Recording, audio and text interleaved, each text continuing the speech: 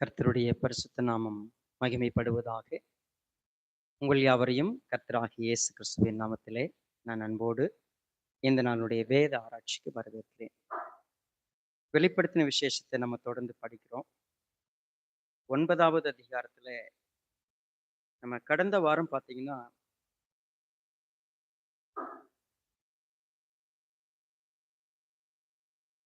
ஐந்தாம் தூதன் எக்காலம் ஊதும்பொழுது எப்படிப்பட்ட ஜட்ஜ்மெண்ட், நியாய தீர்ப்பு வெளிப்பட்டது அப்படின்னு பார்த்தோம். அந்த நியாய தீர்ப்புல மனிதர்களுக்கு எந்த சேதமும் இல்லாமல் வெஜிடேஷன், அதாவது பிளான்ட்ஸ், ட்ரீஸ், அந்த மாதிரி விஷயங்கள்ல அழிவு எப்படி ஏற்பட்டது, மனிதனுடைய வாழ்வாதாரம் எந்த அளவுக்கு பாதிக்கப்பட்டது, எப்படி பாதிக்கப்படும் அப்படிங்கிறத அந்த ஐந்தாம் தூதன் எக்காலம் ஊதும் பொழுது வரக்கூடிய தண்டனைகளை குறித்து நம்ம கவனமா படிச்சோம். ஸோ இன்றைக்கு நம்ம 6ஆம் தூதன் எக்காலம் ஊதுறத கவனிக்கும் பொழுது என்ன நடக்கிறது கற்றுக்கொள்ள போகிறோம். வெளிப்படுத்தின விசேஷம் புத்தகம் படிக்க ஆரம்பித்து பல மாதங்கள் ஆயிடுச்சு. நம்ம இன்றைக்கு கொஞ்சம் ஆழமா நேரம் எடுத்து அவருடைய வார்த்தையை தியானிக்கும் பொழுது, இன்றைக்கு நமக்கு தேவை, ஒருவேளை இந்த செய்தியை நீங்க ஆன்லைன்ல கேட்குறீங்க, லேட்டா கேட்க போறீங்க, ஹம்பிளான ரெக்வஸ்ட் என்ன அப்படின்னா, ஒரு தாழ்மையான ஜெபத்தோடு இன்னைக்கு நம்ம செய்தி கேட்க போறோம். பல முறை செய்தி கேட்கிறோம், ரெகுலரா கேட்கிறோம்.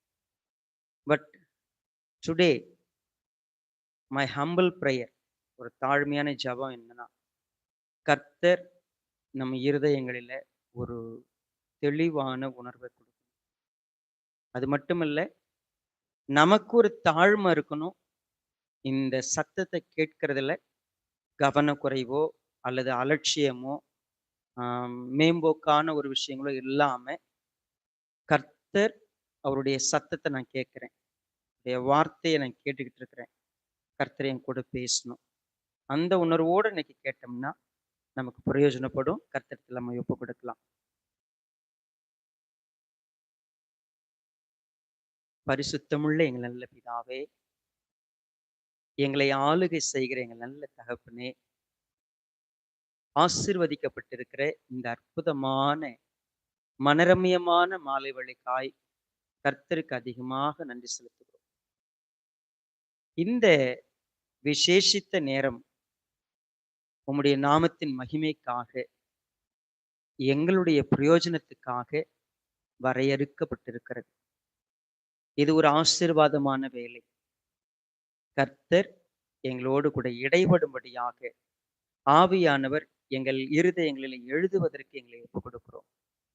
உம்முடைய வார்த்தை எங்களை தொடட்டும், எங்களை ஆசீர்வதிக்க, நீர் எங்களை நிரப்ப பரிபூர்ணமான விருப்பத்தோடும் தாழ்மையோடும் எங்களை ஒப்புக் கொடுக்கிறோம். எங்களுடைய உள்ளம் உம்மாலே ஆளுகை செய்யப்படுவதற்கு தாழ்த்தப்பட்டு எல்லா மகிமையும் ஒருவருக்கே ஒப்புக் கொடுத்து மீட்பெரும் ஒரு இரட்சகருமாயிருக்கிற எங்கள் கர்த்தராகிய இயேசு கிறிஸ்துவின் நாமத்தில் தாழ்மையோடு வேண்டிக் கொள்கிறோம் நல்ல பிதாவே, ஆமென். நம்ம கடந்த வாரம் வெளிப்படுத்தின விசேஷம் 9வது அதிகாரம் முதல் 12 வசனங்களை தியானித்தோம். இன்றைக்கு 13வது வசனத்திலிருந்து நாம் துவங்குகிறோம். 6ஆம் தூதன் எக்காலம் ஊதினான்.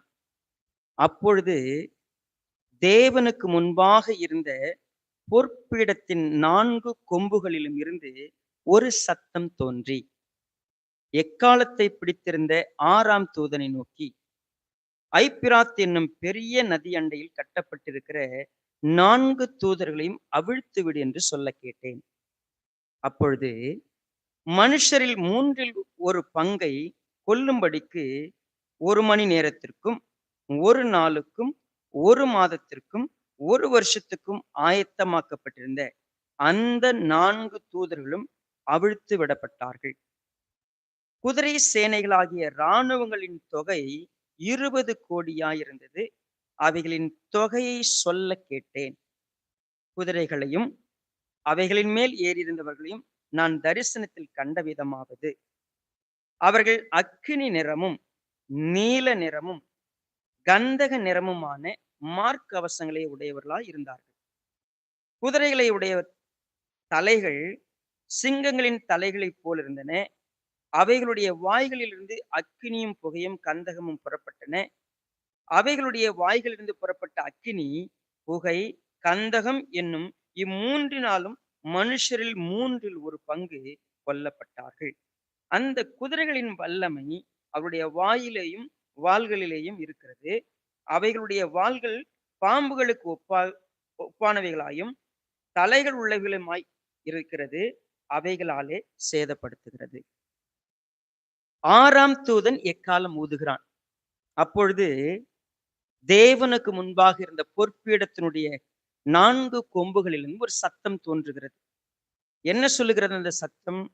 எக்காலத்தை பிடித்திருந்த அந்த தூதனை பார்த்து, ஐப்பிராத் என்னும் நதி அண்டையில் கட்டப்பட்டிருக்கிற 4 தூதர்களையும் அவிழ்த்து விடு என்று சொல்ல கேட்டேன். சரி, நம்ம ஒவ்வொரு ஈவெண்டா பார்த்துக்கிட்டு இருக்கிறோம். முதல் எக்காலம், 2ஆம் எக்காலம், ஏன் இப்பொழுது 6ஆம் எக்காலம். இப்போ நம்ம 5ஆம் எக்காலத்துக்கும் 4ஆம் எக்காலத்துக்குமே இடையில நடைபெற்ற சம்பவத்தை பார்த்தோம். 5ஆம் எக்காலம் முழுதும்போது மிகப்பெரிய ஒரு நியாய தீர்ப்பு வெளிப்பட்டு கொண்டிருக்கிறது. 6ஆம் எக்காலத்துல ஒரு காட்சி, ஒரு தரிசனம் நமக்கு விவரிக்கப்படுகிறது. என்னது அது? அந்த தூதனுக்கு ஒரு கட்டளை கொடுக்கப்படுகிறது. ஐப்பிராத்து நதி அண்டையிலே கட்டப்பட்டிருக்கிற 4 முக்கியமான விஷயத்தை கவனிச்சு பார்த்தீங்கன்னா, மனுஷரை கொல்லும்படியாக 4 தூதர்கள் அங்கு கட்டப்பட்டிருக்கிறாங்க. அவங்களை அவிழ்த்து விடு. இவங்க என்ன விதமான தூதர்கள்? யார் இவங்க? ஏதாவது ஐடென்டிட்டி இருக்குதா? அவங்க நல்ல தூதர்களா? கெட்ட தூதர்களா? No identity. ஆனா 4 தூதர்கள் கட்டப்பட்டிருக்கிறாங்க. எதனால அவர்கள் கட்டப்பட்டிருக்கிறாங்க? ஏன் ஐப்பிராத்து நதின்னு ஒரு அடையாளம் இருக்கிறது? ஐப்பிராத்து நதின்னு நீங்க வாசித்திருப்பீங்க. ஒருவேளை நீங்க இதுவரைக்கும் படிச்ச விஷயங்கள்ல எடுத்த உடனே ஏதேன் தோட்டத்தை நமக்கு வர்ணிக்கும் பொழுதே, அங்கு ஓடக்கூடிய நதிகள்ல 4ஆம் நதியினுடைய பெயர் ஐப்பிராத்து நதி. சரிங்களா? கொஞ்சம் என் கூட ஆதியாகமம் புஸ்தகம் 2ஆம் அதிகாரத்துக்கு வருவோம்.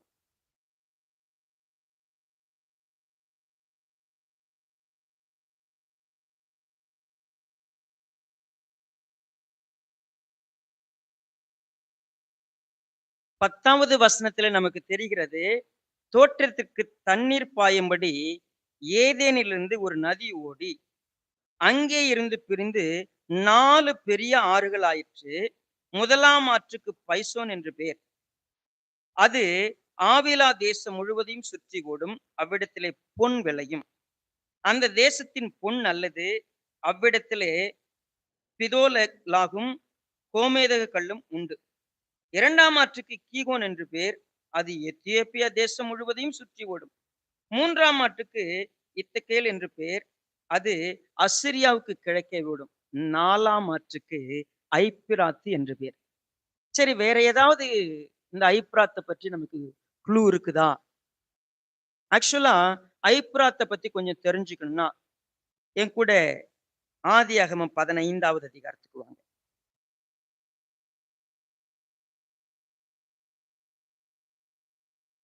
18வது வசனத்தை பாருங்க. அந்நாளிலே கர்த்தர் ஆபிராமோடே உடன்படிக்கை பண்ணி, எகிப்தின் நதி துவங்கி ஐப்பிராத்து நதி என்னும் பெரிய நதி மட்டும் உள்ள கேனியரும், கெனீசியரும், கத்மேனியரும், ஏத்தியரும், பெர்ஷியரும், ரெப்பாயிமியரும், எமோரியரும், கானானியரும், கிர்காசியரும், எபூசியருமாகிய இவங்க எல்லாரும் இருக்கிற ஒரு தேசம். அப்ப ஐப்பிராத்து நதி என்பது ஆல்மோஸ்ட் கானான் தேசத்தை சுற்றி இருக்கக்கூடிய இடம். ஏன் இந்த கானானை பற்றி நம்ம ஏன் புரிஞ்சுக்க போறோம் அப்படின்னா, முதல் பாவம் துவங்கின இடமும் ஐப்பிராத்து நதி. 2வது முதல் கொலை நடந்த இடமும் ஐப்பிராத்து நதி. இன்னும் சொல்ல போனால், கர்த்தருக்கு விரோதமாய் ஜனங்கள் கூட்டம் கூடி ஆதியாகமம் 11வது அதிகாரத்துல ஒரு பாபேல் கோபுரம் எழுப்பின இடமும் அதை சுற்றி இருக்கிற இடமும் ஐப்புராத்து நதி. இது எல்லாம் பாவத்தினுடைய உறைவிடம். எல்லா இடங்களும், இந்த இடங்கள் எல்லாம் மேக்சிமம் என்னன்னு கேட்டா பாவத்தை நமக்கு எப்பொழுதும் சுட்டி காட்டக்கூடிய இடங்கள். ஏன் ஐப்புராத்து சொல்லப்படுகிறது? நம்ம வேதாகமத்தை படிக்கும் பொழுது ஏதோ போற போக்குல ஒரு வார்த்தை சொல்லப்பட்டிருக்குது, அப்படி படிச்சிட முடியாது.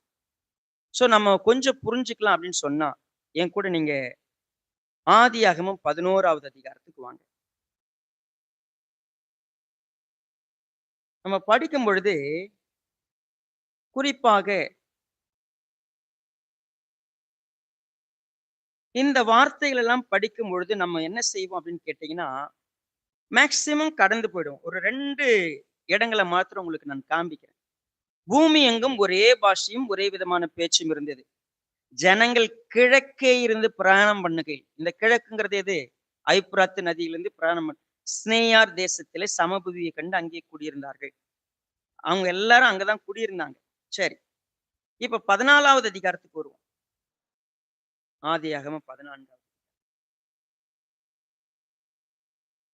1வது வசனமும் 2வது வசனமும் யாரும் மனப்பாடம்லாம் பண்ண முடியாது. பண்ணியிருக்க மாட்டீங்க. மனசுலயும் வச்சிருக்க வேண்டிய அவசியம் இல்லை அப்படின்னு கடந்து போயிருப்போம்.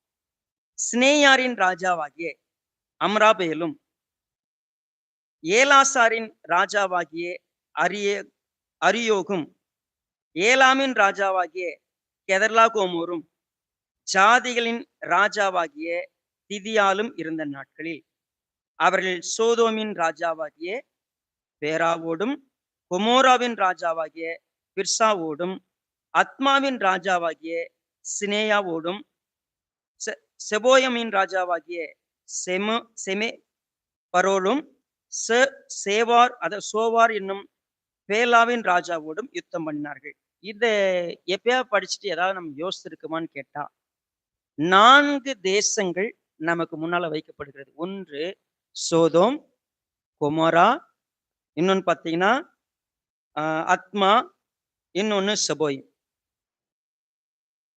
இந்த 4 தேசங்களும் பாவத்துக்கு பேர் போன ஒரு முன்மாதிரியான ஊர்கள். எப்பொழுதும் ஒண்ணு, அதாவது எப்போ ஆண்டவர் பேசினாலும் உன்னை சோதோமுக்கும் குமராவுக்கும் ஒப்பிடுவார். உன்னை ஆத்மாவை போலாக்குவேன், செபோயிமை போலாக்குவேன். இந்த வார்த்தையெல்லாம் ஏன் சொல்லப்பட்டது? ஒரு நதியோடு இவைகள் இணைந்திருக்கிறது. அது ஐப்புராத்து நதி. வேதாகமத்திலும் வெளிப்படுத்தின விசேஷ புத்தகத்துல ஒரு நதி பேர் சொல்லப்படுகிறது, ஒரு நபர் பேர் சொல்லப்படுகிறதுனா நம்ம ஏற்கனவே பார்த்துட்டோம். பிலேயாம் பேர் சொல்லப்படுதுன்னா அது ஏன்? அதே போல கவனிக்கும் பொழுது ஒருவேளை உங்களுடைய உபதேசங்கள் எப்படிப்பட்ட உபதேசம், இந்த உபதேசத்துக்கு ஒருவேளை எசபேல் பேர் சொல்லப்படுகிறது, ஏன் இப்படி சொல்லப்படுகிறது? இதெல்லாம் நம்ம வேதாகமத்தை படிச்சுட்டு இப்ப கடைசி புஸ்தகம் வெளிப்படுத்தின விசேஷம் படிக்கும் பொழுது பாவத்திற்கு தண்டனை கொடுக்கப்படுவதற்கு, தண்டனை தேவன் கொடுக்கிறதுக்கு நீடிய பொறுமை உள்ளவரா இருக்கிறாராம். கவனிக்கணும். பாவத்தை தண்டிக்கிறதுக்கு இமீடியட்டா அவர் தண்டிச்சிடறாரா அப்படின்னு கேட்டா இல்ல. 1 மாசத்துக்கு, 1 மணி நேரத்துக்கு, 1 நாளைக்கு, 1 வருஷத்துக்குன்னு ஜனங்களை கொல்றதுக்கு தூதர்கள் அவிழ்த்து விடப்படுறாங்க. அப்ப அவங்க 4 பேரும் புறப்படும் பொழுது ஒரு இராணுவ சேனையை பிக்சர் காட்டுகிறது. என்ன பிக்சர் அது? 20 கோடி உள்ள ஒரு இராணுவம்,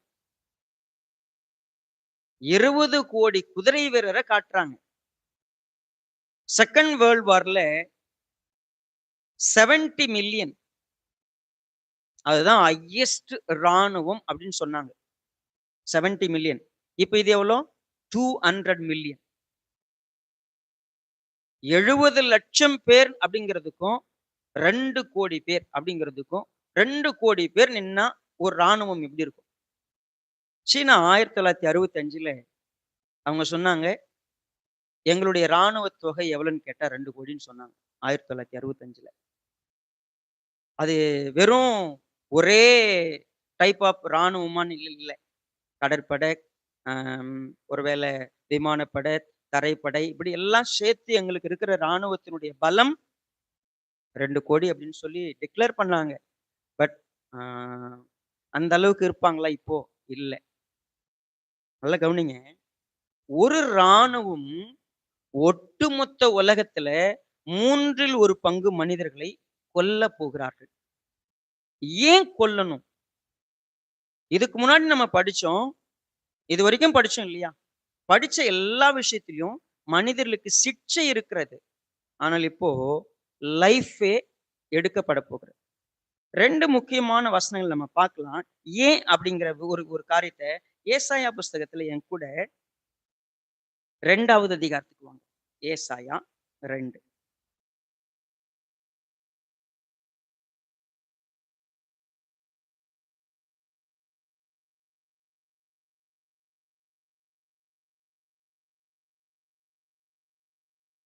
ஏசாயா 2ல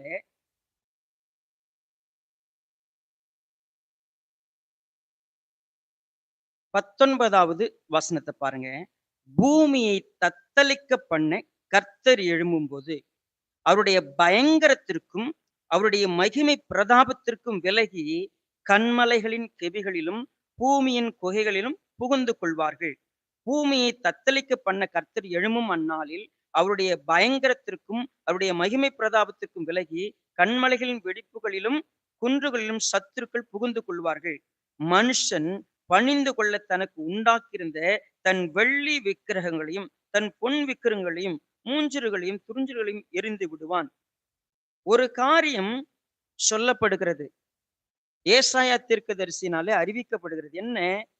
கர்த்தர் பூமியை தத்தளிக்க பண்ண ஒரு நாள் எழும்புவார்.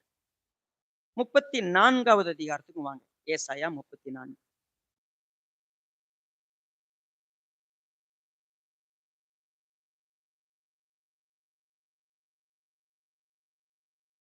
1வது வசனத்த பாருங்க.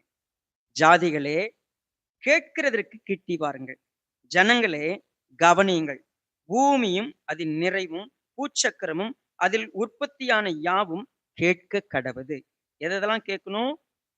பூமியும் அதின் நிறைவும், பூச்சக்கரமும் அதில் உற்பத்தியான யாவும் கேட்க கடவது. சகல ஜாதிகளின் மேலும் கர்த்தருடைய கடும் கோபமும், அவர்களுடைய சகல சேனைகளின் மேலும் அவருடைய உக்கிரமும் அவர்களை சங்காரத்துக்கு நியமித்து கொலைக்கு ஒப்பு கொடுக்கிறார். அவர்களிலே கொலை செய்யப்பட்டவர்கள் வெளியிலே எரியுண்டு கிடப்பார்கள். அவருடைய பிரேதங்கள் நாற்றம் எடுக்கும்.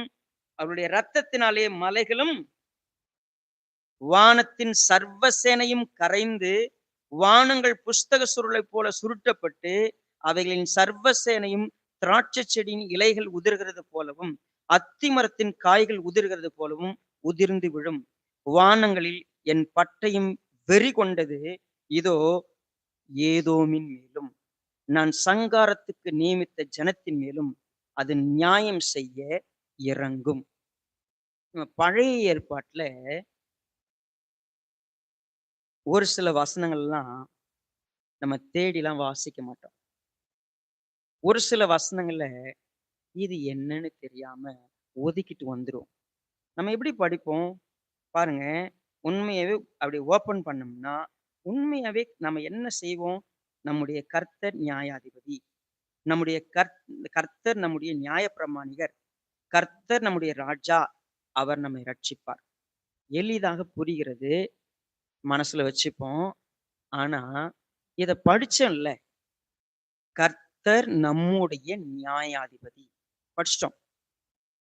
கர்த்தர் நம்முடைய நியாயப்பிரமாணிகர். கர்த்தர் நம்முடைய ராஜா.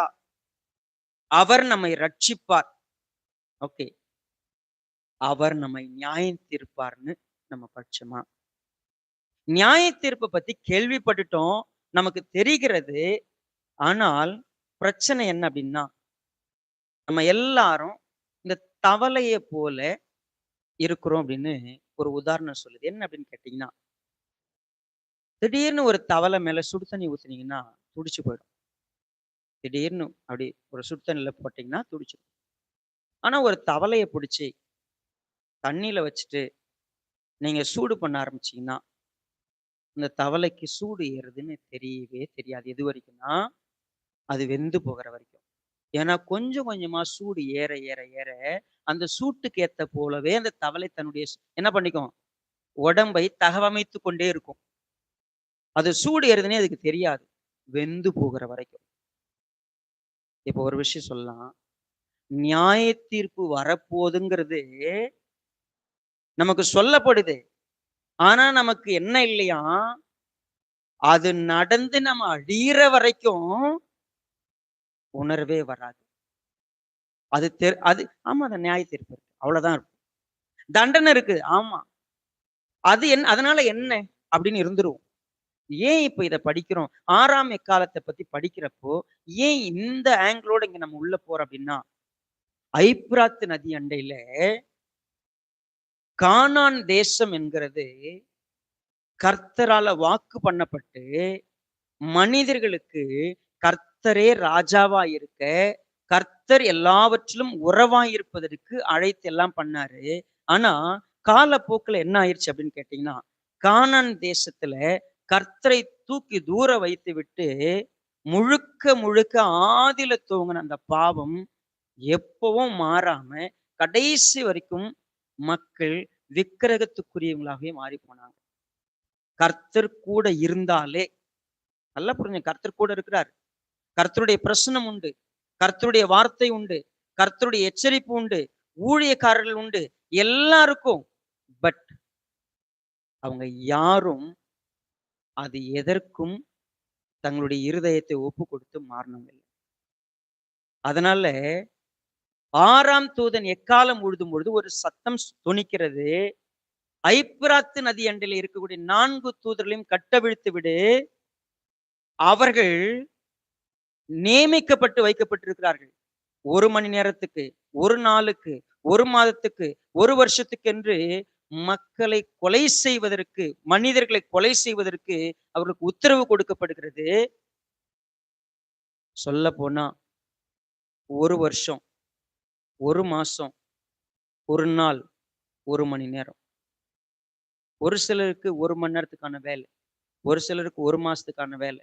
ஒரு சிலருக்கு 1 வருஷத்துக்கான வேலை. அவங்க கொல்ல போறாங்க. கவனிங்க, மிகப்பெரிய ஒரு வதம் நடக்கப் போகிறது. எப்படி அந்த வதம் நடக்கப் போகிறது? சேனையை காட்டுகிறார்கள்.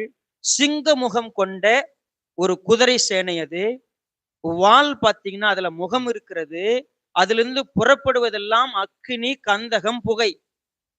மனிதர்களை கொலை செய்வதற்கு அனுப்பப்படுறாங்க. அவங்க வரும்பொழுது அவங்களுடைய பிரஸ்ட் பிளேட்ட காட்டுறாங்க. அது நீல நிறம். அது கந்தகம் போல இருக்குது. அதனுடைய பவர் பார்த்தீங்கன்னா, எல்லோரையும் எரிச்சு சாம்பலாக்குகிற ஒரு விஷயம். பயங்கரமான ஒரு விஷயம் நம்ம கண்ணு முன்னால நடக்க போகுது. கண்ணுல பார்க்கிறவங்கலாம் அலறுகிற அளவுக்கு இரக்கமில்லாமல் மனிதர்கள் கொலை செய்யப்பட போகிறாங்க.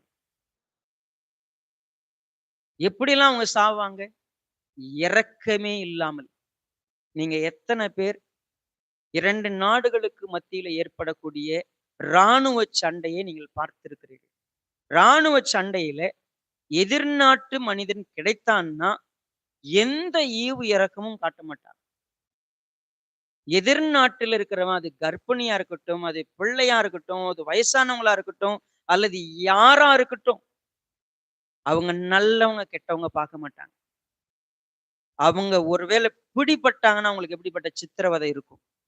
அவங்களை கொல்லும் பொழுது எந்த ஒரு அவங்க ராணுவ வீரரு, இல்ல அவங்க சாதாரண பிரஜை அப்படிலாம் இல்ல. கொல்லணுமா கொன்னு போட்டு போயிட்டே இருப்பாங்க. அவங்களுடைய கட்டளையில ராணுவத்திற்கு இரக்கம் காட்டுங்கன்னு எந்த கட்டளையும் கிடையாது. Just kill. ஐயோ! அவங்க கர்ப்பிணி, அவங்கள விட்டு அப்படிலாம் கிடையாது. ஐயோ! அவங்க குழந்தை அப்படி கிடையாது. ஐயோ! பெண்கள் இல்ல. Just they will kill. இரக்கம் இல்லாம கொன்னுட்டு போவாங்க. சரி இப்போ ஒரு நியாய தீர்ப்பு தேவன் தன்னுடைய கடும் கோபத்தை என்ன பண்ண போறாரு? மக்கள்கிட்ட காட்டப் போறார். இவங்க எல்லாருமே தே ஆர் கிவன் பர்மிஷன். அவங்களுக்கு பர்மிஷன் கொடுக்கப்படுகிறது. போங்க ஒட்டுமொத்த உலகம் ஒருவேளை நம்ம சொல்லலாம் 1000 கோடி பேர் இருக்கிறான்னு வச்சுக்கோங்க. நம்ம எக்ஸாம்பிள் எடுத்துப்போம். 1000 கோடி பேர் இருக்கிறாங்க. 300 கோடி பேர் ஜஸ்ட் வித்தின் 1 இயர் 300 கோடி பேர் அழிஞ்சு போவாங்க.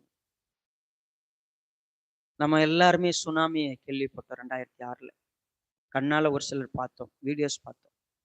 2006க்கு அப்புறம் 7, 8லாம் ஐ ஹேட் அ பிக்சர். ஒரு பிக்சர் எனக்கு அனுப்பப்பட்டிருந்துச்சு. அந்த பிக்சர் கடற்கரை ஓரமாக எடுக்கப்பட்ட ஒரு பிக்சர்.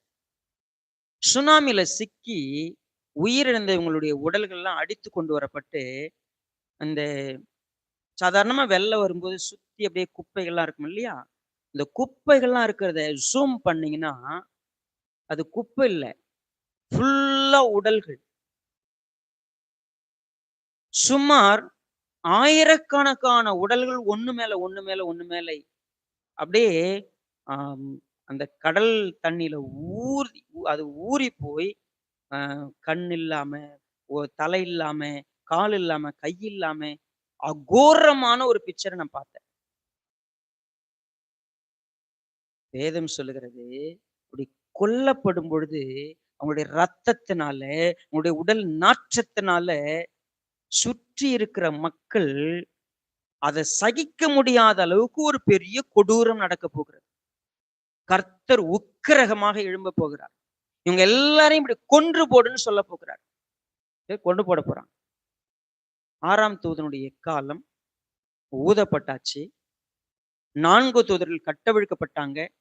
4 தூதர்கள் சேனைகளோட புறப்பட்டாங்க. அந்த சேனையினுடைய உருவம் அப்படி இருந்தது. அவர்கள் கொல்லுகிற தன்மை அப்படி இருந்தது. அவர்கள் மனுஷரில் 3இல் 1 பங்கை கொல்லுகிறார்கள். இதுவரைக்கும் 10வது அங்க பாத்தீங்கன்னா, அந்த வெளிப்படுத்தின விசேஷம் 9வது அதிகாரத்துல 13வது வசனத்துல நம்ம வாசிக்கும் பொழுது, நம்ம வாசித்த இந்த வசனம் வரைக்கும் நமக்கு தெளிவா புரிஞ்சிடுச்சு. 19வது வசனம் வரைக்கும்.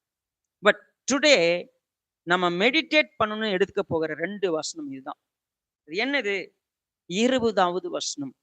அப்படி இருந்தும் அந்த வாதைகளால் கொல்லப்படாத மற்ற மனுஷர்கள். இது மிகப்பெரிய வாதை. அப்படி இருந்தும் அந்த வாதைகளால் கொல்லப்படாத மற்ற மனுஷர்கள் பேய்களையும் பொன் வெள்ளி செம்பு கல் மரம் என்பவைகளால் செய்யப்பட்டவைகளையும் காணவும் கேட்கவும் நடக்க மாட்டாதவர்களுமாயிருக்கிற விக்கிரகங்களையும் வணங்காதபடிக்கு தங்கள் கைகளின் கிரிகளை விட்டு மனம் திரும்பவும் இல்லை. தங்கள் கொலைபாதகங்கள், தங்கள் சூனியங்களையும், தங்கள் வேசித்தனங்களையும், தங்கள் களவுகளையும் விட்டு மனம் திரும்பவும் இல்லை. நம்ம 6ஆம் தூதன் எக்காலம் ஊதி இருக்கிறார்.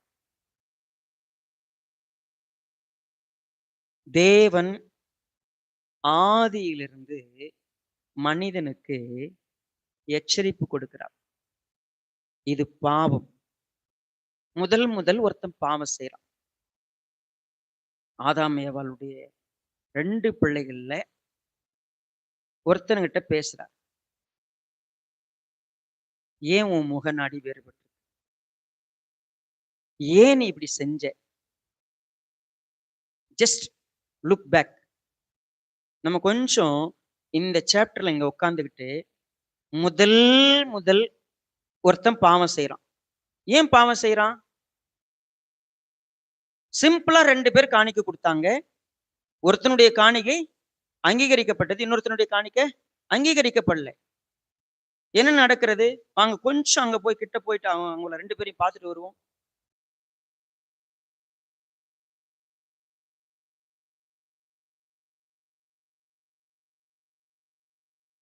நான்காவது அதிகாரம் பாருங்க. காயனுக்கு மிகவும் எரிச்சல் உண்டாகி அவன் முகநாடி வேறுபட்டது. கர்த்தர் அவன்கிட்ட கேட்கிறாரு, காயனை நோக்கி, உனக்கு ஏன் எரிச்சல் உண்டானது?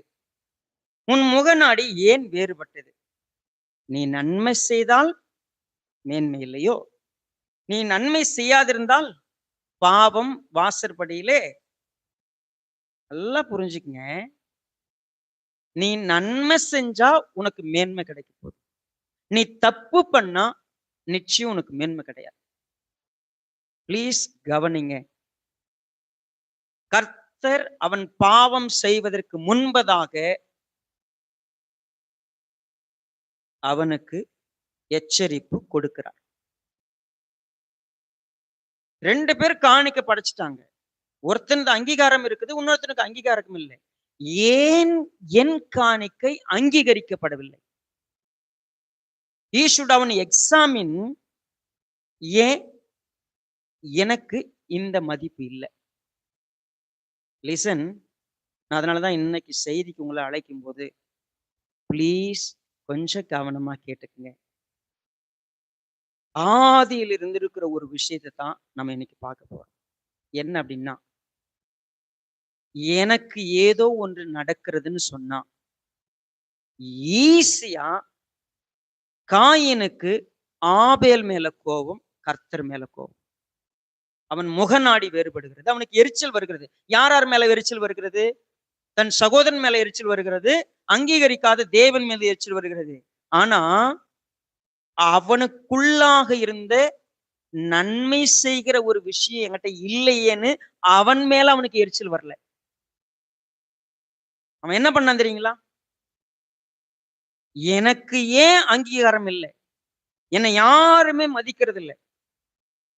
ஏன் உன்னை மதிக்கல? மதிக்காதவங்க கிட்ட தாங்க குறை இருக்குது அப்படின்னு தான் நம்ம பாக்குறோம். என்னை மதிக்கல அவங்க, பிரச்சனை அவங்கதான், நான் இல்லை.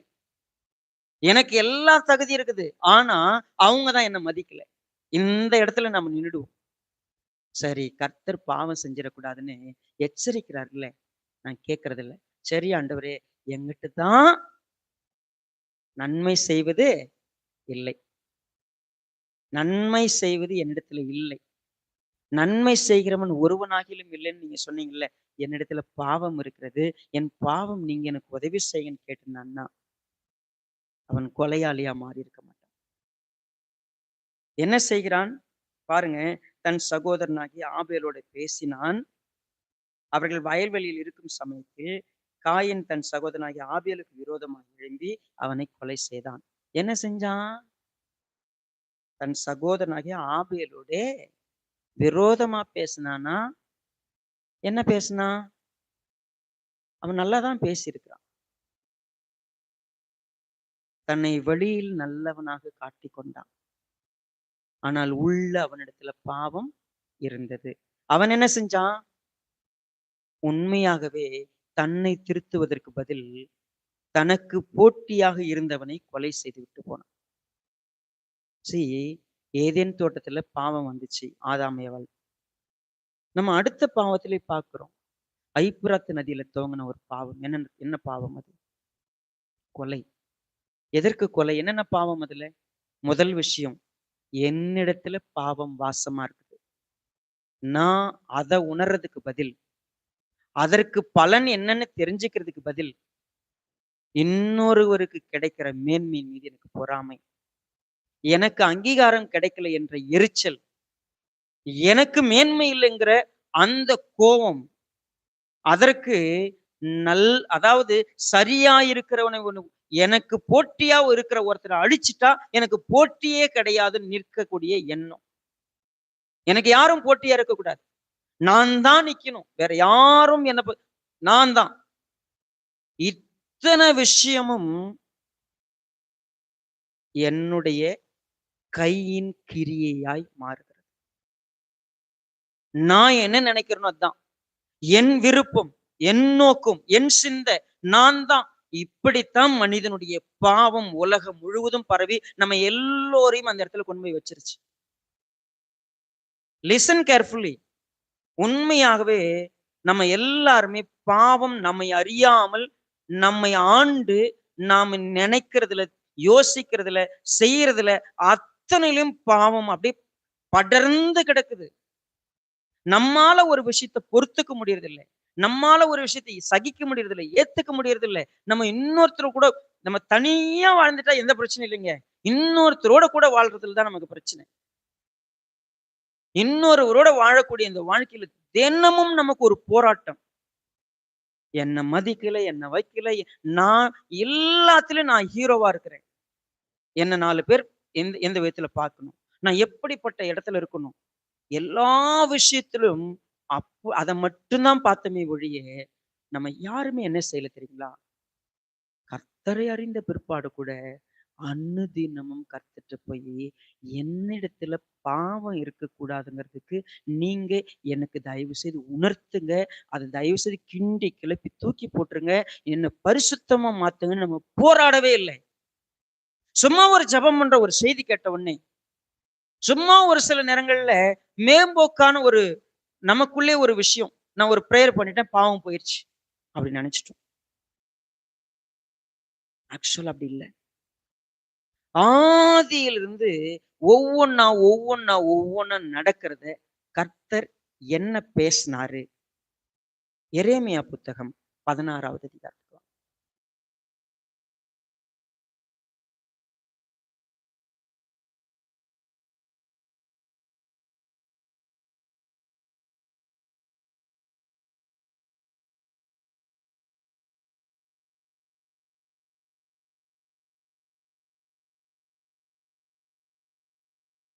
எரேமியா 16க்கு போறதுக்கு முன்னாடி, ஜஸ்ட் நீங்க என் கூட கொஞ்சம் ஏர்லியர் சாப்டர்ஸ் குறிப்பா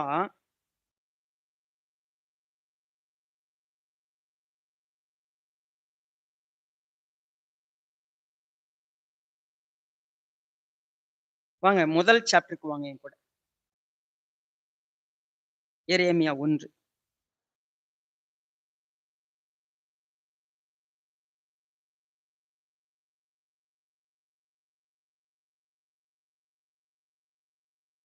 குறிப்பா எரேமியாவை கர்த்தர் அழைத்து, கர்த்தருடைய வார்த்தை எரேமியாவுக்கு உண்டாகி, "நீ என்ன பார்க்கிறன்னு?" கேட்கிறாரு. 13ஆம் வசனத்துல, "பொங்குகிற பானையை காண்கிறேன்னு" சொல்றான். அது எங்க இருக்குது? அதனுடைய வாய் வடக்கே இருந்து நோக்குகிறது என்றேன். அப்பொழுது கர்த்தரை நோக்கி, "வடக்கே இருந்து தீங்கு தேசத்தினுடைய குடிகள் எல்லார் மேலும் வரும். இதோ நான் வடதிசை ராஜ்யங்களின் வம்சங்களை எல்லாம் கூப்பிடுவேன் என்று கர்த்தர் சொல்லுகிறார். அவர்கள் வந்து அவனவன் தன் தன் சிங்காசனத்தை எருசலேமின் ஒலிமுக வாசல் வரைக்கும் அதன் சுற்றுமதில் எல்லாவற்றுக்கும் விரோதமாகவும் யூதா தேசத்து எல்லா பட்டணங்களுக்கும் விரோதமாகவும் வைப்பார்கள். என்ன காரணம்? அவர்கள் என்னை விட்டு அந்நிய தேவர்களுக்கு தூபம் காட்டி தங்கள் கைகளின் கிரியைகளை பணிந்து கொண்ட அவர்களுடைய சகல தீமைகள் நிமித்தம் நான் என் நியாய தீர்ப்புகளை அவர்களுக்கு விரோதமாக நீ போய் நான் சொன்ன எல்லாத்தையும் போய் சொல்லுன்னு சொன்னார். சரி, 16வது அதிகாரத்துக்கு வருவோம். 10வது வசனத்தை பாருங்க. நீ இந்த வார்த்தைகள் எல்லாம் என் ஜனத்துக்கு அறிவிக்கும் போது அவர்களை நோக்கி, கர்த்தர் எங்கள் மேல் இத்தனை பெரிய தீங்கை கூறுவானேன் என்றும், நாங்கள் செய்த அக்கிரமம் என்ன? நாங்கள் எங்கள் தேவனாய கர்த்தருக்கு விரோதமாய் செய்த எங்கள் பாவம் என்ன என்றும் கேட்பார்கள் என்றால், நீ அவங்களை நோக்கி, உங்கள் பிதாக்கள் என்னை விட்டு அந்நிய தேவர்களை பின்பற்றி அவர்களை சேவித்து அவைகளை பணிந்து கொண்டு என் நியாயப்பிரமாணத்தை கை கொள்ளாமல் என்னை நீங்கள் உங்கள் பிதாக்களை பார்க்கிலும் அதிக கேடாக நடந்தீர்களே. இதோ உங்களில் ஒவ்வொருவரும் என் சொல்லை கேளாதபடிக்கு உங்கள் பொல்லாத இருதய கடினத்தின்படி எல்லாம் பாருங்க. ரெகுலரா தேவன் என்ன சொன்னாரு? நீங்க உங்க பொல்லாத இருதய கடினத்தின்படி தான் நடக்கிறீங்க. இப்ப நான் உங்ககிட்ட ஒரு கேள்வி கேட்கட்டுமா? ஒருவேளை ஆன்லைன்ல என் கூட இருக்கிறீங்க, இங்க இருக்கிறீங்க. கர்த்தர் நம்மகிட்ட ஒரு பாவத்தை சுட்டி காட்டி, இது பாவம்பா அப்படின்னு சொன்னார்ல. நம்ம ஏன் அத பத்தி எந்த கவலையும் படுறதில்ல? ஏன் டோட்டலா அதிலிருந்து விடுதலை ஆகி வரணும்னு ஏன் நம்ம யோசிக்கிறது? நமக்கு தெரியுங்க. இது தப்புதான்னு தெரியும். இது பாவம்ன்னு தெரியும். ஏன் நம்ம அதுலருந்து வெளிய வரல? கர்த்தர் என்ன தெரியுங்களா சொன்னாரு? குறிப்பா பாருங்க, குறிப்பா என்ன சொல்றாரு பாருங்க. 14வது வசனம். இதோ நாட்கள் வரும். அப்பொழுது இஸ்ரவேல் புத்திரரை எகிப்து தேசத்திலிருந்து வரப்பண்ணின கர்த்தருடைய ஜீவனைக் கொண்டு இனிமேல் சத்தியம் பண்ணாமல், இஸ்ரவேல் புத்திரரை வடதேசத்திலும் தாம் அவர்களை தூரத்தில் துரத்திவிட்ட எல்லா தேசங்களிலிருந்தும் வரப்பண்ணி, கர்த்தருடைய ஜீவனை கொண்டு சத்தியம் பண்ணுவார்கள். நான் அவர்களுக்கு பிதாக்களுக்கு கொடுத்த அவருடைய தேசத்துக்கு அவர்களை திரும்பி வர பண்ணுவேன் என்று கர்த்தர் சொல்லுகிறார். இதோ நான் மீன் பிடிக்கல அநேகரை அழைத்து அனுப்புவேன். அவங்க பிடிச்சிட்டு வருவாங்க. வேட்டைக்காரர் அநேகரை அழைத்து அனுப்புவேன். அவங்களும் என்ன பண்ணுவாங்க?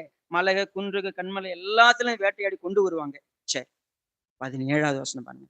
என் கண்கள் அவருடைய எல்லா வழிகளின் மேலும் நோக்கமாயிருக்கிறது. அவைகள் என் முகத்துக்கு முன்பாக மறைந்திருக்கிறதில்லை. அவருடைய அக்கிரமம் என் கண்களுக்கு முன்பாக மறைவாயிருக்கிறதில்லை. முதலாவது நான் அவர்களுடைய அக்கிரமத்திற்கும் அவருடைய பாவத்திற்கும் இரட்டிப்பாய் நீதியை சரி கட்டுவேன். அவர்கள் என் தேசத்தை தீட்டுப்படுத்தி என் சுதந்திரத்தை சீ என்று அருவருக்கப்படத்தக்க தங்கள் விக்கிரக காரியங்களை நாற்றமான விக்கிரகங்களினாலே நிரப்பினார்கள் என்று கர்த்தர் சொன்னாரு. நான் உங்களை கூப்பிடுவேன், நான் விசாரிப்பேன், இரட்டிப்பா நீதியை சரி கட்டுவேன். ஏன்னா பாவத்தை நான் பொறுத்துக்க மாட்டேன், அக்கிரமத்தை நான் பொறுத்துக்க மாட்டேன். உண்மையாகவே அவங்க என் பலனும் என் கோட்டையும் நெருக்கப்படுகிறனாலே என் அடைக்கலமாகிய கர்த்தாவே, புறஜாதிகள் பூமியின் கடையாந்திரங்களிலிருந்து உம்மிடத்தில் வந்து மெய்யாகவே எங்கள் பிதாக்கள் பிரயோஜனம் இல்லாத பொய்யையும் மாயையும் கைப்பற்றினார்கள் என்பார்கள். ஆக்சுவலா வேற ஒருத்தவங்க சொல்லுவாங்க நாங்கெல்லாம் தப்பா இருந்தேன்னு. ஆனா இஸ்ரவேல் மக்கள் மட்டும் நாங்க பாவிகள்னு ஒத்துக்கவே மாட்டாங்க. இப்ப கவனிங்க, இந்த பகுதியை படிக்கும் பொழுது மனம் திரும்ப மாட்டோம்னு சொன்னா, இந்த மனம் திரும்ப மாட்டோம், உணர மாட்டோங்கிற ஒரு விஷயத்தை எப்படி புரிஞ்சுக்கலாம்? சிம்பிளா நம்ம லாஜிக்கா பார்க்கலாம். நான் பழைய ஏற்பாடு புதிய ஏற்பாடு 2 இடத்தையும் உங்களுக்கு காமிக்கிறேன். என்ன ஒரு நிலைக்கு நம்ம வந்துடுறோம் அப்படின்னா, இந்த தவளை சூடு ஏறின நிலைமைக்கு நம்ம எப்படி வந்துடுறோம்? பொதுவாவே சாலமோன் தேவாலயத்தை கட்டிட்டு ப்ரேயர் பண்றார். ப்ரேயர் பண்ணும்போது என்ன ப்ரேயர் பண்ணுவார் அப்படின்னா, ஆண்டவரே, இந்த தேவாலயம் உம்முடைய மகிமையினால நிறைஞ்சிருக்க போகுது. இந்த ஜனம் தப்பு பண்ணிட்டாங்க அப்படின்னு சொன்னா நீங்க கோவப்படுவீங்க, நீங்க சிட்சிப்பீங்க, நீங்க தண்டிப்பீங்க. ஒருவேளை அப்படி நடந்துச்சுன்னா ஒரு வார்த்தை வாசிக்கலாம். 1 ராஜாக்கள்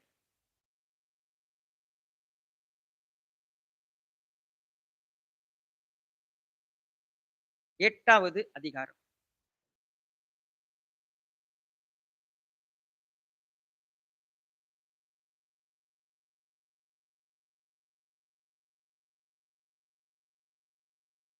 இந்த 8வது அதிகாரத்தை கொஞ்சம் நம்ம கவனமா பார்த்தோம்னா, அவர் என்ன மன்றாட்ட வைக்கிறாருன்னு கேட்டா, முதலாவது 26வது வசனம். இஸ்ரவேலின் தேவனே, என் தகப்பனாகிய தாவீது என்னும் உம்முடைய தாசனுக்கு சொன்ன உம்முடைய வார்த்தை மெய் என்று விளங்குவதாக. நீங்க என்ன செஞ்சிட்டீங்க? குறிப்பா எந்த அளவுக்கு எங்களுக்கு மேலுக்கு இரக்கமா இருந்திருக்கிறீங்க, எல்லாமே ஃபைன். ஆனா இது எல்லாத்துலயும் இந்த ஜனங்க என்ன செய்வாங்கன்னு பார்த்தா, உம்முடைய ஜனங்களாகிய இஸ்ரவேலர் 33 உமக்கு விரோதமாய் பாவம் செய்தது நிமித்தம் சத்துருவுக்கு முன்பாக முறிந்து போய் உம்மிடத்துக்கு திரும்பி உம்முடைய நாமத்தை அறிக்கை பண்ணி இந்த ஆலயத்துக்கு நேராக உம்மை நோக்கி விண்ணப்பத்தையும் வேண்டுதலையும் செய்தால் நீங்க என்ன பண்ணுங்க? அவங்க பாவத்தை மன்னிச்சு உங்களுக்கு தேசத்துக்கு திரும்பி வர பண்ணுங்க அப்படின்னு சொல்றான். ரைட். ஆனா அடுத்தது 35 அவர்கள் உமக்கு விரோதமாய் பாவம் செய்தனால் வானம் அடைப்பட்டு மழை பெய்யாதிருக்கும் போது அவர்கள் இந்த ஸ்தலத்துக்கு நேராக விண்ணப்பம் செய்து உம்முடைய நாமத்தை அறிக்கை பண்ணி தங்கள் தேவரீர் கிளேசப்படுத்துகையில் தங்கள் பாவங்களை விட்டு திரும்பினா என்ன பண்ணுங்க? தயவு செய்து மன்னிச்சிருங்க. ஃபர்ஸ்ட் ஸ்டெப் என்னது? பாவம் செஞ்சு அவங்கள வேற யாராவது கூட்டு போயிட்டா அவங்க உணர்ந்து திருந்தினா அவங்க கூட்டு வந்துருங்க. அவங்க தொடர்ந்து பாவம் செஞ்சு நீங்க கோவப்பட்டு மழை வராம நிறுத்திட்டீங்கன்னா, ஐயோ மழை இல்லையான்னு கதறி கேட்டு மனம் திரும்பி கேட்டான்னா மழை கொடுங்க சொன்னா எல்லாம் ஓகே. இப்ப பாருங்க 37வது வசனம்.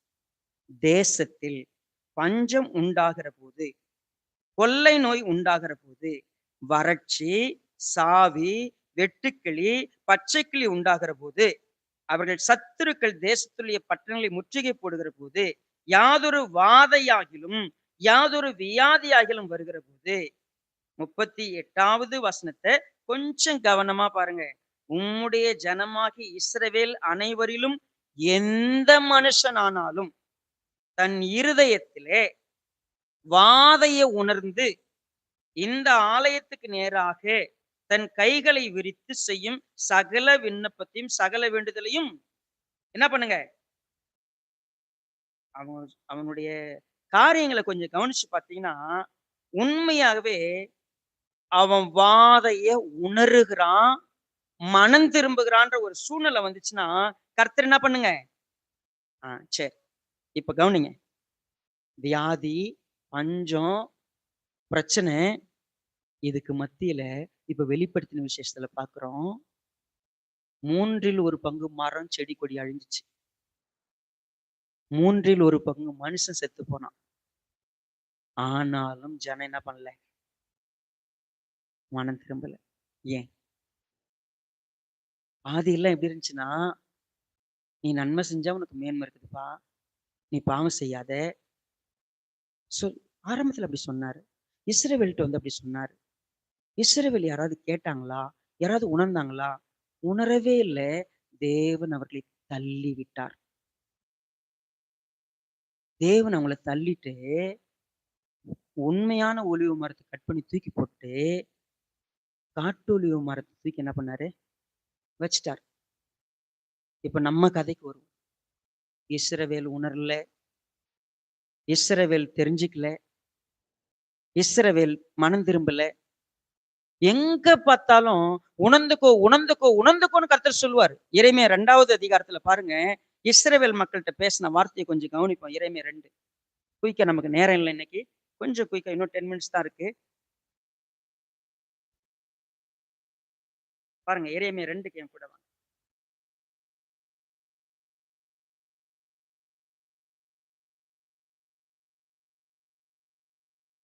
குறிப்பா ஆண்டவர் சொல்றாரு, 21வது வசனம்.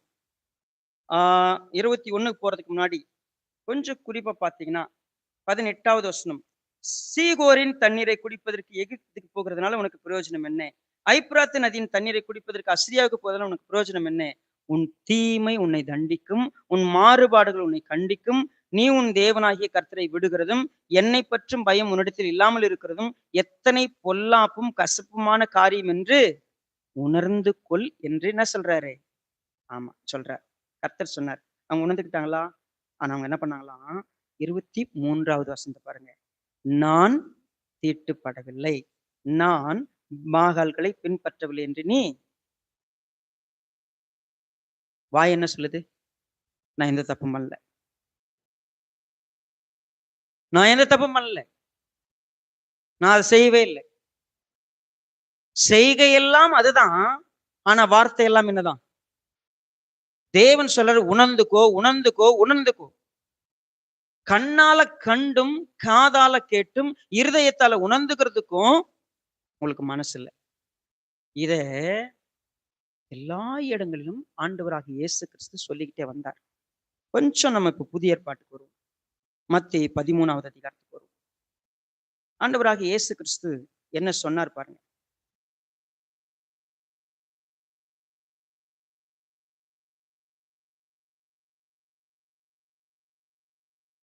குறிப்பா மத்தேயு 13. அவர் வந்து ஊமையை சொன்னார், விதைக்கிறவனுடைய ஊமை. அவர் சொல்லிட்டு அவர் முக்கியமான ஒரு வார்த்தை சொன்னார். உள்ளவன் எவனோ அவனுக்கு பரிபூர்ணமும், இல்லாதவன் எவனோ. இந்த வசனத்தை தயவு செய்து நம்ம எல்லாரும் நம்ம இருதயத்தில் எழுதி ஒட்டிக்கலாம். என்னன்னா, தாழ்மை உள்ளவன் எவனோ அவனுக்கு கொடுக்கப்படும், விருப்பம் உள்ளவன் எவனோ அவனுக்கு கொடுக்கப்படும். மனம் திரும்பணும்னு விருப்பம் இருக்கிறவனுக்கு உண்டு, உணர்ந்து கொள்ளணும்னு எண்ணம் இருக்கிறவனுக்கு உண்டு, செவி கொடுக்கிறவனுக்கு உண்டு, கீழ்ப்படுகிறவனுக்கு உண்டு. என்ன? அவர்கள் கண்டும் காணாத. அடுத்த வசனம் அதுக்குதான் விளக்கம் சொல்லுது. கண்டும் காணல, கேட்டும் கேளல, உணர்ந்து கொள்ளாதவளாம் இருக்கிறபடினாலே நான் ஊமைகளோடு பேசுறேன். ஏன்னா ஏசாயா தீர்க்கதரிசி சொல்லிட்டாரு, கண்களினால் காணாமலும் காதுகளினால் கேளாமலும் இருதயத்தினால் உணர்ந்தால் மனம் திரும்பாமலும் நான் அவர்களை ஆரோக்கியமாக்காமல் இருக்கும்படியாக அவருடைய இருதயம் அவர்கள் காதால் கேட்டு மந்தமாய் கேட்டு தங்கள் கண்களை ஹலோ எல்லாம் அப்படி நடந்துச்சு இல்ல. உங்கள் கண்கள் காண்கிறதினாலும் உங்கள் காதுகள் கேட்கிறதினாலும் நீங்கள் நம்ம பாக்கியவான்கள் தானே. நம்ம பாக்கியவான்கள். ஆனா ப்ளீஸ் லிசன். மனம் திரும்புதல் அப்படிங்கிறது இன்றைக்கு சபைகளில உலகத்துல அப்படி கவனிச்சு பார்த்தா சபையில இருக்கிற விசுவாசி மனம் திரும்புறோமான்னு கேட்டா இல்ல. செய்தியை கேட்டு மனம் திரும்புறதில்ல. சம்பவத்தை பார்த்து மனம் திரும்புறதில்ல. தேவன் யாரையோ ஒருத்தர் அடிக்கிறாருன்னு தெரிஞ்சு அதை பார்த்து எனக்கு பயம் வர்றதில்ல. தேவன் எங்கேயோ ஒரு தீமை அனுமதித்து நீ உணர்ந்து கொண்டு சொல்றாரு, நீ கத்துக்கொண்டு சொல்றாரு. அது என் கிட்ட நெருக்கி வந்து கூட எனக்கு அந்த ஆபத்தை பார்த்து கூட நான் திருந்ததில்லை. நான் கர்த்தருடைய தாசனை அனுப்பி, மீன் பிடிக்கிறவங்களை அனுப்பி, வேட்டைக்காரங்களை அனுப்பி நான் உங்களை சொல்லி சொல்லி சொல்லி பார்த்தேன், திருந்தல. நான் கொஞ்சம் சுத்தி காட்டை கொளுத்தி விட்டேன், மரத்தை கொளுத்தி விட்டேன், கேட்கல. இப்போ அவங்க மத்தியில மிகப்பெரிய ஒரு வாதையை வைக்கிறேன், உணர்ந்துப்பாங்களா? திருந்திப்பாங்களா? இல்லவே இல்லை. லிசன். என்ன காரணம் இன்னைக்கு ஏன் நம்ம மனம் திரும்ப மாட்டுக்கிறோம் அப்படின்னா, தவளை சூடேறின மாதிரி பாவத்துல நம்ம சூடேறி நம்மை தகவமைத்து கொண்டோம். நமக்கு பாவம் ரொம்ப ஈஸியா இருக்குது. அது ஒரு விஷயமே நமக்கு இல்லை. அது ஒரு மேட்டரே இல்லை நமக்கு. எல்லா மனுஷனும் அப்படித்தாங்க இருப்பான். பொய் இல்லாம இருக்க முடியுமா? பொய் சொன்னாதானே வாழ முடியும். ஏமாத்தினாதானே வாழ முடியும். இப்படி தப்பு செஞ்சாதானே இருக்க முடியும். நல்லவன் அந்த பிழைக்க முடியாது. நம்ம பரிசுத்தமா இருந்தா எப்படி இருக்கிறது? சாமியார் மாதிரி இருக்கணுமா? சன்னியாசி மாதிரி இருக்கணுமா? எல்லாம் ஜாலியா இருக்கிறாங்க. நான் அப்படி இருந்தா என்ன தப்பு? சீரியஸ். சொல்ல போனா நான் இப்ப என் ஸ்கூல்ல படிக்கிறேன். எப்ப இங்க நீ கர்த்தருடைய பிள்ளையா இருக்கிற, ஸ்கூலுக்கு போய் ஸ்கூல்ல என்ன பண்ணுது? சினிமா பாட்டுக்கு டான்ஸ் ஆட சொல்லுது. நான் என்ன அங்க சேர்த்துக்க என்ன வேற மாதிரி பார்ப்பாங்க.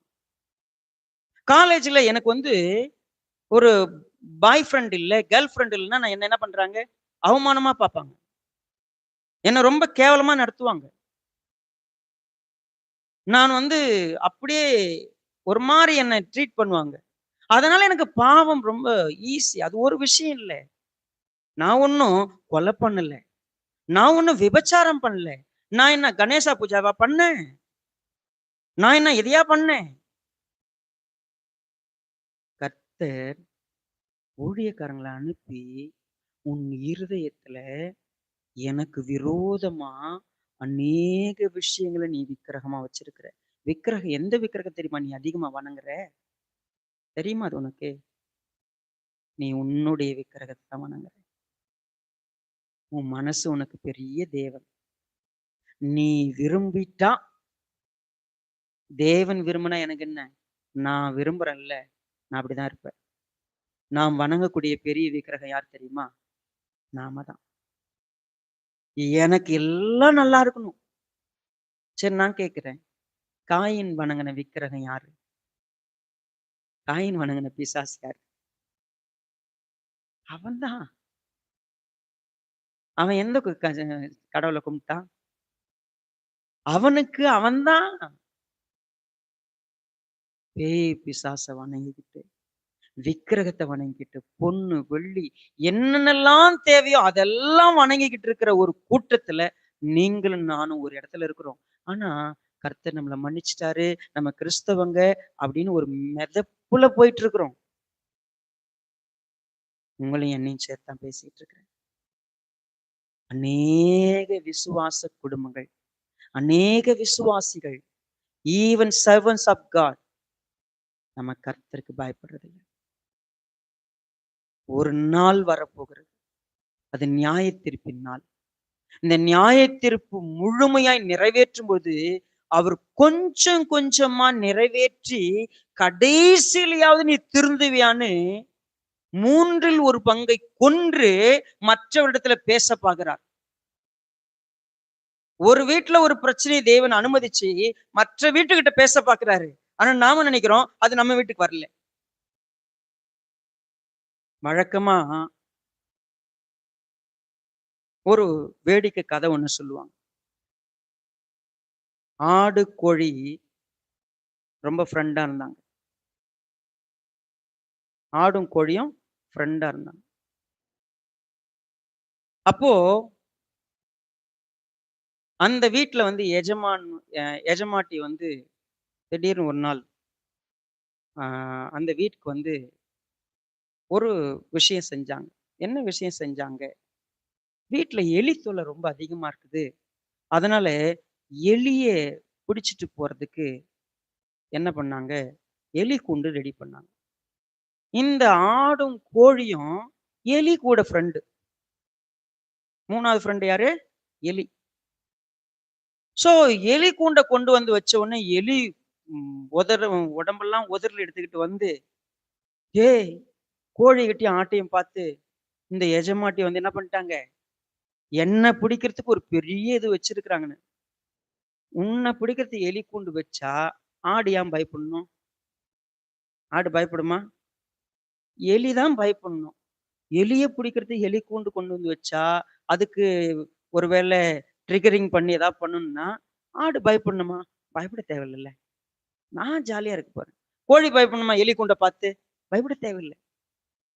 ரைட்? இந்த எலி சாதுரியமா என்ன பண்ணல, இந்த எலி தப்பிச்சு தப்பிச்சு அந்த எலி கூண்டுக்குள்ள போகாம தப்பிச்சுட்டு இருந்துச்சு. என்னைக்காவது மாட்டிக்குவோன்னு பயம். ஆனா அது ரொம்ப ஜாக்கிரதையா இருந்துச்சு. திடீர்னு ஒரு நாள் எலி கூண்டுலருந்து சத்தம் வந்துச்சு. வேகமா எஜமானி அம்மா போயிட்டு எலி கூண்ட போய் எலி மாட்டிச்சுன்னு போய் தூக்க போனா, உள்ள பாம்பு மாட்டி எஜமானி அம்மா போட்டுருச்சு. எஜமானி அம்மா கைய கடிச்சுட்ட உடனே, ஆ அவங்க என்ன பண்ணாங்க, ஹாஸ்பிட்டலுக்கு தூக்கிட்டு போனாங்க. எலி தப்பிச்சிருச்சு. எஜமானி அம்மா மாட்டிக்கிட்டாங்க. ஹாஸ்பிட்டல் போன உடனே அவங்களுக்கு நெறைய ட்ரீட்மெண்ட் குடுத்தாங்க. ட்ரீட்மெண்ட் குடுத்து டாக்டர் சொன்னாரு, "நீங்க இதெல்லாம் ஓகே. நல்லா 1 வாரம் வச்சிருந்தீங்க. வீட்டுக்கு போனோனே கோழி சூப் குடுத்தீங்கன்னா என்ன செய்யும்? எஜமானி அம்மா குணமாயிடுவாங்க." இப்ப ஆபத்து யாருக்கு வந்திருக்கு? கோழிக்கு. சரி. கோழி கோழி அறுக்க போறோம்னா, கோழி கதறி போய் ஆட்டுக்கிட்ட சொல்லிச்சாம். "டேய் எலிக்கு வந்த ஆபத்து இப்ப யாருக்கு வந்திருக்கு? எனக்கு வந்திருக்கு." ரைட். கோழி கதறியிருக்கு. நான் என்னம்மா பண்ணிட்டோம்? ரைட். இப்போ எலியும், ஆடும் பேசிக்கிட்டாங்களாம். யாருக்கு தான் ஆபத்து? கோழிக்கு தான் ஆபத்து. கவனிங்க. கோழி அடிச்சு சூப் வச்சுட்டாங்க. எஜமானி அம்மா குணமாயிட்டாங்க. அந்த எஜமான் வந்து ஊருக்கே பிரியாணி போடணும்னு விரும்பியிருக்கிறார். ஆபத்து யாருக்கு வந்துச்சு இப்போ? நாம நினைக்கலாம். எலி கூண்டு வீட்டுக்கு வர்றதுனால எலிக்கு தானே ஆபத்து. எலியோட போயிடும்னு நம்ம நினைக்கலாம். அது யாருக்கிட்டயும் வந்து சேரும். அது நமக்கும் தான் நம்ம உணர்றதில்ல. யாருக்கோ நடந்த ஆபத்து. யாரோ செத்துட்டாங்க. யார் வீட்லயும் நடந்திருக்குது. இல்லைங்க. எனக்கு ஒரு எச்சரிக்கை மணி அடிக்கப்படுகிறது.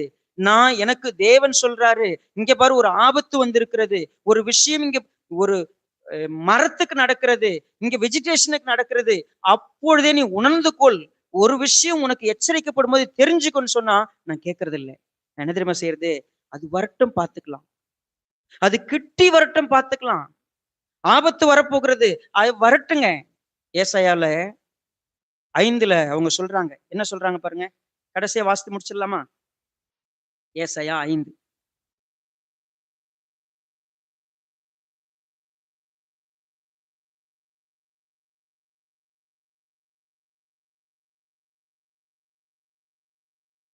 குறிப்பா 18வது வசனம் பாருங்க. மாயையின் கயிறுகளால் அக்கிரமத்தையும், வண்டில் வடங்களால் பாவத்தையும் இழுத்துக் கொண்டு வந்து, நாம் பார்க்கும்படி அவர் தீவிரித்து தமது கிரியை சீக்கிரமாய் நடப்பிக்கட்டும் என்றும், இஸ்ரவேலின் பரிசுத்தருடைய ஆலோசனை நாம் அறியும்படி, அது சமீபித்து வரட்டும் என்றும் சொல்லுகிறவர்களுக்கு, ஏன்னா, அது என்கிட்ட வரட்டும் நான் பார்த்துக்கலான்னு உட்கார்ந்திருக்கிறாங்க. திரும்புறதே இல்ல. தேவ பிள்ளையே, ஒரு காரியத்த தேவன் இன்னைக்கு உணர்த்த விரும்புறார். கர்த்தருடைய வார்த்தை உன்னிடத்துல வரும்பொழுதே உணர்ந்து கொள். மனம் திரும்ப பார். ஒத்துக்கொள், அறிக்கையிட்டு சுத்திகரிக்கிறதுக்கு இடம் கொடு. இல்லையா, உன்னை சுற்றி இருக்கிற இடங்கள் கொளுத்தப்படும். அப்பொழுதாவது உணர்ந்து கொள். உனக்குரியவர்கள் ஆண்டவரால வதைக்கப்படுவார்கள். அப்பொழுதாவது உணர்ந்து கொள். அப்படி இல்லைன்னா 6ஆம் தூதனுடைய காலத்தினுடைய நிறைவுல உன்னுடைய நியாயத்திற்கு பார்ப்பேன். அது நானும் தான், அது நீங்களும் தான். தேவன் பேசும் பொழுது, ஆண்டவரே நீங்க என்கிட்ட பேசுறீங்க, நான் உணர விரும்புறேன், நான் செவி கொடுக்க விரும்புறேன், மனம் திரும்ப விரும்புறேன், எனக்கு உதவி செய்யுங்க, நான் எவ்வளவு பெரிய பாவத்தில் இருக்கிறேன், என்னுடைய பாவத்தை சுத்திகரிங்க, நான் பரிசுத்தமா மாறணும்னு அந்த நோக்கம் எனக்கு இருக்கணும். கர்த்தர் தம்முடைய வார்த்தையினாலே உணர்த்த பார்க்கிறார், தன்னுடைய செய்கைகளினாலே உணர்த்த பார்க்கிறார். தன் கிருபையுள்ளவராக, நீடிய பொறுமையுள்ளவராக எல்லோரும் மனம் திரும்ப வேண்டும் என்று காத்து கொண்டிருக்கிறார். அவர் வரும் பொழுது தேவனுடைய இருதயத்தின்படி நாம் காணப்பட வேண்டும் என்று விரும்புகிறார். ஒருவேளை நம்ம மனம் திரும்பாத பட்சத்துல அவருடைய தம்முடைய நியாயத்திற்பு அவர் விளங்க பண்ணாருன்னு சொன்னா தப்பி போகிறதுக்கு நமக்கு வாய்ப்பே இல்லை. வெளிப்படுத்தின விசேஷம் பயமுறுத்துறதுக்கு கொடுக்கல, தேவன் நம்ம மேல எவ்வளவு கிருபையா இருக்கிறாருன்னு சொல்றதுக்கு வந்திருக்கு. மனம் திரும்புறதுக்கு மனம் இல்லைன்னா நம்ம பயந்துதான் ஆகணும். மனம் திரும்பாத பட்சத்துல நான் வந்து உன்னுடைய விளக்கு தண்டை எல்லா சபைக்கும் திரும்ப திரும்ப சொன்ன வார்த்தை, மனம் திரும்பு. நீ என்ன இடத்தில் விழுந்தா என்பதை உணர்ந்து மனம் திரும்பு, மனம் திரும்பு, மனம் திரும்ப. 2வது அதிகாரம் 4 வசனம், 3வது அதிகாரம் 2 வசனங்கள் மனம் திரும்பு, மனம் திரும்பு, மனம் திரும்புன்னு சொல்லுகிறது. மனம் திரும்புறதுக்கு நமக்கு இருதயம் இல்லைன்னா நிச்சயமாகவே நம்ம வாஸ்தவம் இல்லையா, 9வது அதிகாரம் 20, 21 மனம் திரும்புவதற்கு அவங்களுக்கு மனசே இல்லை. அதுல ஒருத்தரா நீங்களும் நானும் போயிடவே கூடாது. இன்றைக்கு கர்த்தர் பேசுகிறார், மனம் திரும்ப இடம் கொடுப்போம், உணர்ந்து கொள்ள இடம் கொடுப்போம், அக்செப்ட் பண்ணுவோம், நம்ம ரெக்கக்னைஸ் பண்ணுவோம், ரியலைஸ் பண்ணுவோம், உண்மையாவே தேவனுடைய உறவுல ரெஸ்டோர் ஆகும். நம்மளை சுத்திகரிக்கிறதுக்கு ஆண்டவரே என்னை சாங்டிஃபை பண்ணுன்னு சொல்லுவோம். ஆண்டவரே நான் மனம் திரும்புறதுக்கு எனக்கு இருதயத்தை கொடுன்னு சொல்லுவோம். கடினப்பட்டு போகக்கூடாது. நான் என்ன செஞ்சிட்டேன் அப்படி, நான் என்ன பாவம் பண்ணிட்டேன் அப்படி, என்கிட்ட என்ன அப்படி ஒரு பாவம் இருக்குது இல்லைங்க. எதெல்லாம் கர்த்தர் அருவருக்கிற பாவம் நமக்கு உணர்த்துகிறாரோ நம்ம திருந்தி மனம் திரும்பி ஆண்டவர்கிட்ட ஒப்புரவாயிடுவோம். இதோ ராஜா வருகிறார். அவர் கோபம் கொள்ளாமலும் அவர் நம்மளை அழிச்சு போடாமலும் இருக்கணும்னு சொன்னா வழியிலே போய் அவர் என்ன பண்ணுங்க, முத்தம் செஞ்சிருங்க, வழியிலே போய் ஒப்புரவாயிடுங்கன்னு சொன்னார். இன்றைக்கு அந்த ரட்சணிய நாள். ஒருவேளை இந்த சத்தத்தை கேட்ட தேவ பிள்ளைகள் இன்னைக்கு கர்த்தர் உங்களை உணர்த்துவார்னு சொன்னா, ஆண்டவரே எனக்கு உதவி செய்யுன்னு சொல்லி ஆண்டவர்கிட்ட கேட்கலாம். கண்களை மூடி ஜெபம் பண்ணுவோம். இரக்கமுள்ள எங்கள் நல்ல பிதாவே, இந்த வார்த்தைகளுக்காய் ஸ்தோத்திரம். எங்களோடு இடைப்பட்டு இருக்கிறேன், எங்களை உணர்த்தி வைத்திருக்கிறேன். நன்றி அப்பா. உம்முடைய வார்த்தை எங்கள் இருதயத்துல ஊடுருவி பாய்கிறது. மனம் திரும்ப உதவி செய்யுங்க.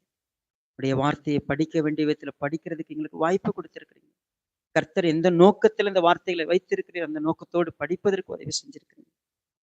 உணர்ந்து கொள்ள கிருபை தாங்க. தவளையை போல நாங்கள் சுரணை கட்டவர்களாய் போய்விடாதபடிக்கு, எவ்வளவு எங்கள் பக்கத்துல நெருக்கி வந்தாலும் அது ஆபத்தாயிருந்தாலும் உணராமல் அழிந்து போகாதபடிக்கு உதவி செய்யும். எங்களை சுற்றி எரிகிறது, பற்றி எரிகிறது, வாதை இருக்கிறது. கர்த்தர் ஏதோ ஒரு செய்தி எங்களிடத்துல சொல்லுகிறீர் என்றதை உணர்ந்து கொள்ளாமல் கடைசி வரைக்கும் கடினப்பட்டு போனால் அந்த பரிதாபம், அந்த பரிதாபத்துக்குரியவராக மாறாதபடிக்கு உதவி செய்யுங்க. நம்முடைய வார்த்தையை நடத்திட்டோம் இயேசு கிறிஸ்துவின் விலையேற பெற்ற நாமத்தில் தாழ்மையோடு அர்ப்பணிக்கிறோம் நல்ல பிதாவே. ஆமென். தேங்க்யூ ஸோ மச் எல்லாருக்கும்.